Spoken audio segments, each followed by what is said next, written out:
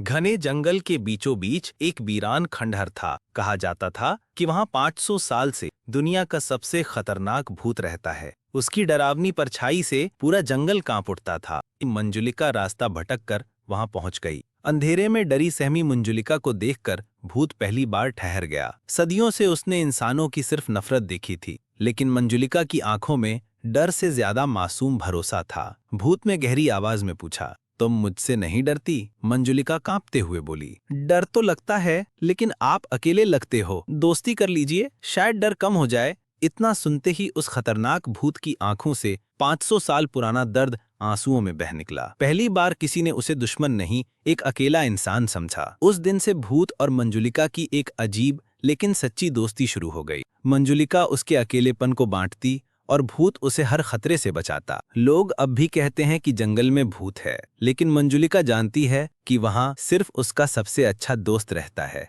समय बीतता गया। मंजुलिका और भूत की दोस्ती पूरे गांव में चर्चा का विषय बन गई। लेकिन धीरे धीरे मंजुलिका को एहसास हुआ कि भूत की परछाई उसके जीवन पर हावी होती जा रही है। भूत हर वक्त उसके आसपास मंडराता, उसकी छोटी सी गलती पर भी गुस्से में पूरा जंगल हिला देता। मंजुलिका ने एक दिन हिम्मत करके कहा, तुम मेरे दोस्त हो, लेकिन इस तरह मेरी जिंदगी पर हुकूमत मत करो। भूत की लाल आंखें और चमक उठी। सदियों से उसने अकेलापन झेला था। अब मंजुलिका की ये बात उसे गहरे धोखे जैसी लगी। वो गरज कर बोला, तुम भी बाकियों की तरह मुझे छोड़ दोगी? मंजुलिका की आंखों में आंसू आ गए। दोस्ती प्यार से निभाई जाती है, डर से नहीं। भूत गुस्से में जंगल को अंधकार से भर देता है। पेड़ों की डालियां टूटने लगती हैं, आसमान काला पड़ जाता है। मंजुलिका भी पीछे नहीं हटती। उसने कांपते हुए हाथ जोड़कर कहा, अगर दोस्ती को कैद बनाओगे तो मैं तुम्हें अपना दुश्मन मानूंगी। इतना सुनते ही दोनों के बीच जो मासूम रिश्ता था वो टूट गया। भूत दर्द और गुस्से में चिल्लाता हुआ खंडहर में लौट गया